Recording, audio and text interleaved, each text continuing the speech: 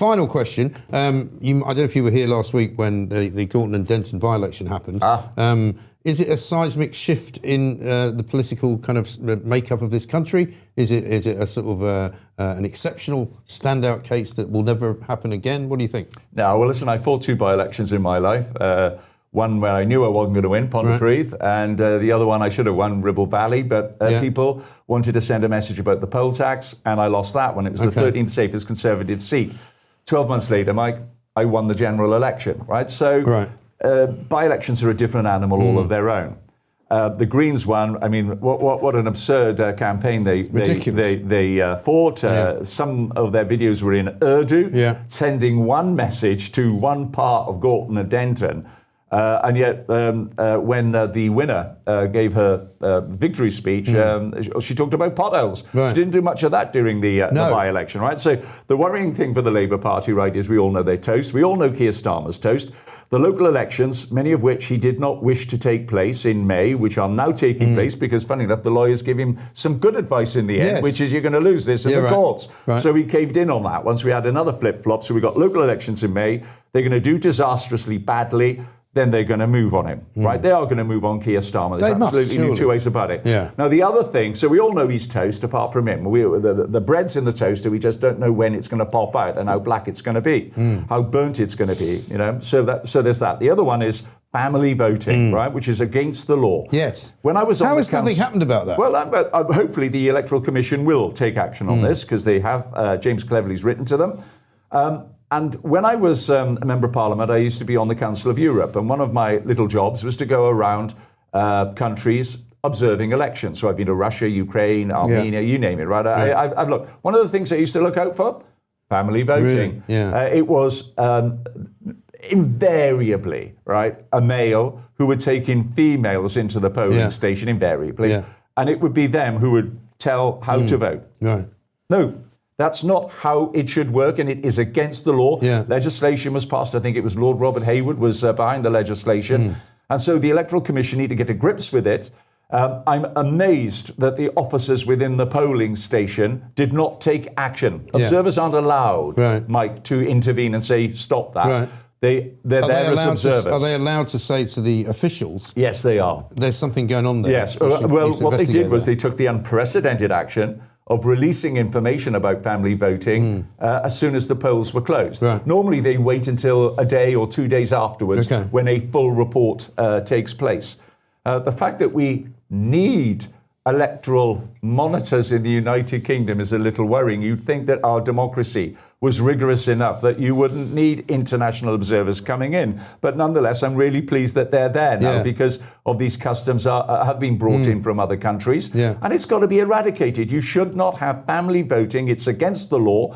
And I do hope that by the time the next general election happens, or indeed the next by-election, the Electoral Commission will write to every returning officer to say, you have got to make absolutely certain there are sufficient people in every polling station to ensure that there's no family voting. And this is another reason, Mike, why I believe that postal vote should not be allowed on demand.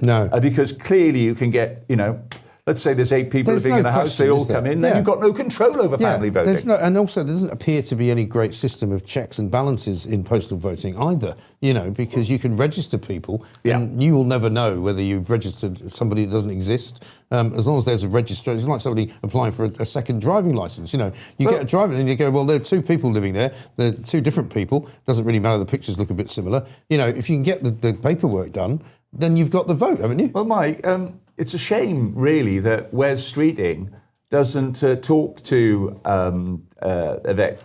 Well, no, it's not Yvette Cooper, is it? It's Mahmood. He doesn't talk to her because he could tell her a little trick he's had, which is he's asked all the health authorities to work out if there are people on waiting lists who are dead and remove them in order to get the waiting lists down. Now, she could do exactly the same, which is to ensure that the people on the electoral register are actually still alive.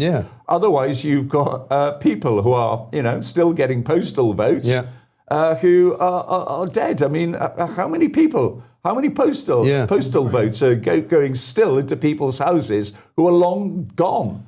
You know, it's Alison bonkers. says this: the Greens had 9,000 postal votes. Absolutely, is that in Gorton and Are they Denton? all ill? I mean, Are they all ill? but they won by 4,500. So Yeah. I mean, there you go. Yeah. 9,000 postal votes. No, that is a spectacular number. Yeah. You're not going to get any action from this lot because That's ridiculous, Because isn't this lot, don't forget, didn't even want people to show their identities when they wanted to go to the polling stations. Happens all around the world. And indeed, if you go to a Labour Party meeting where they have elections, they tell them, don't forget to bring your membership card to show that you are a member. Yeah.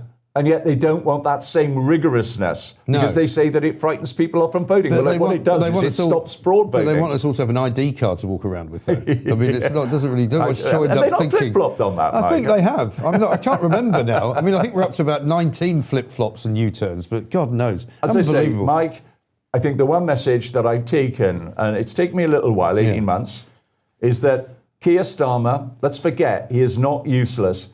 He is now dangerous. Yes. He is dangerous to the economic welfare of the United Kingdom, to all the alliances that have been carefully built up. The special relationship has now been blown out of the water. I feel sorry for His Majesty. He's now going to go to the United States in July for the 250th anniversary of the War of Independence. Yeah. And look at the opportunities that was going to be to cement the special relationship.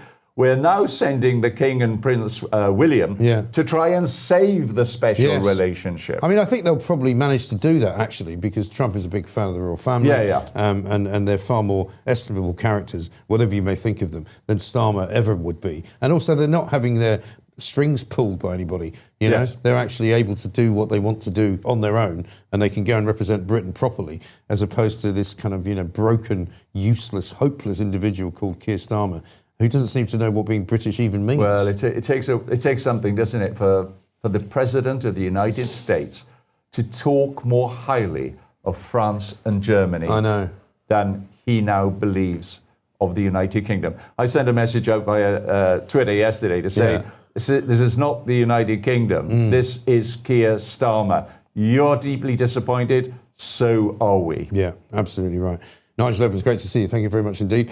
Former Deputy Speaker of the House, of course, former long-term Tory MP for Ribble Valley, making a great deal of sense. And how awful is it that we're now represented by this useless bag of just nothingness known as Keir Starmer? We have now got bumper stickers that you can apply to get. And we thought the best way for us to get those to you, because we did think about this and we did actually put our thinking caps on for quite some time to figure it out.